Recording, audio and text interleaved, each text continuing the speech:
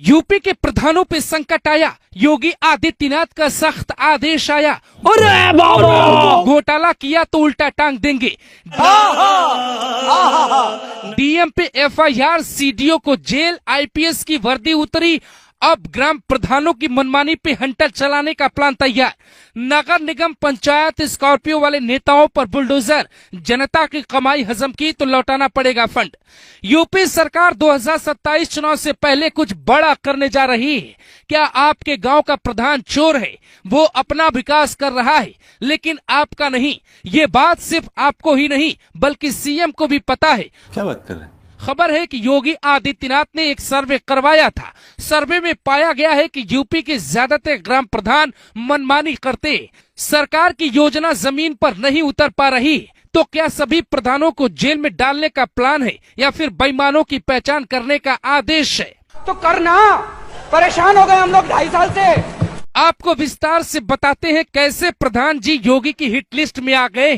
सरकार को खबर है कि ज्यादातर प्रधान योगी सरकार से धन लेते हैं लेकिन वो जनता का काम नहीं करते, बजाय खुद की जेब भर लेते। सीएम पोर्टल पे भारी संख्या में योगी आदित्यनाथ से प्रधानों की शिकायत की जा रही है।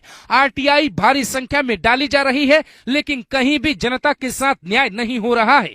इसीलिए योगी का ये प्लान प्रधानों की बेईमानी को साफ करने के लिए कारगर साबित होने जा रहा है।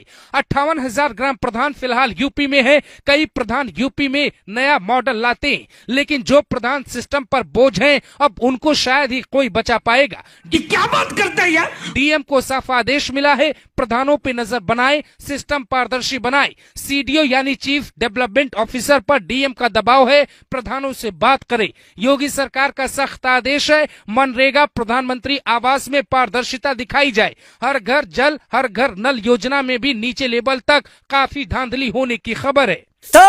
सरकार को खबर मिली है कि ज्यादातर प्रधान सपा नेताओं के इशारे पर चलते हैं। जिला पंचायत सदस्यों का भी अकाउंट खंगालने का आदेश भी डीएम कभी भी दे सकते हैं। सीएम राज्य के मुखिया होते हैं लेकिन प्रधान खुद को सरकार समझते हैं। प्रधान को छोटी सरकार कहा जाता है, बड़ी सरकार छोटी सरकार से परेशान है।